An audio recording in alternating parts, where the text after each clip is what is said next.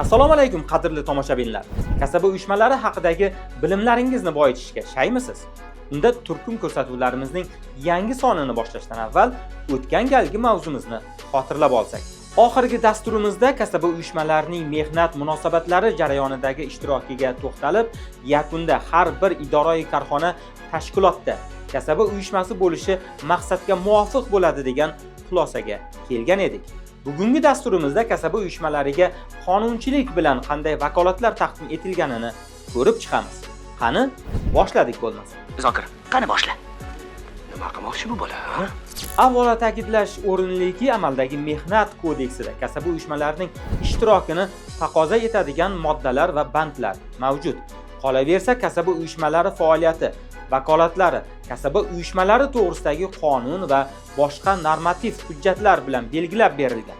Kasaba uyushmalari soddaroq qilib tushuntirganda, ish beruvchi va xodim o'rtasida yuzaga kelgan mehnat munosabatlarida muvozanatni nazorat qiladi.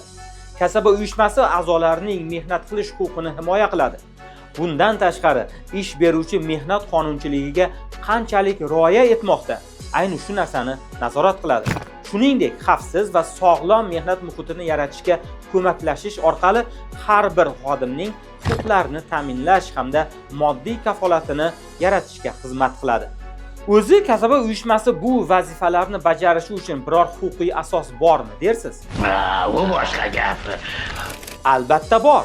Kasaba uyushmalari bu vazifalarni respublika miqyosida bosh kelishuv, vazirliklar bilan imzolanadigan tarmoq kelishuvlari asosida hududlarda ish beruvchi va xodimlarning vakillik organi hisoblanuvchi kasaba uyushmalari o'rtasida tuziladigan jamoa shartnomalari va boshqa lokal me'yoriy hujjatlar orqali amalga oshiradi. Xodimlar o'zlari vakil etib saylaydigan kasaba uyushmasi vositasida tuzilgan me'yoriy hujjatlarga asosan himoyaga ega bo'ladi. Bu himoya qonun bilan kafolatlanadi.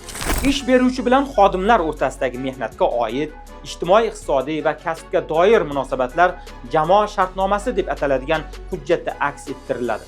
Jamoa shartnomasi mehnat munosabatlarini amaldagi qonunlarga binoan tartibga soluvchi, qonunda belgilanganidan ko'ra yuqoriroq imtiyoz va kafolatlarni belgilovchi mexanizm hisoblanadi. Gaping rostga o'xshab qoldi-yu. Aytmadimmi?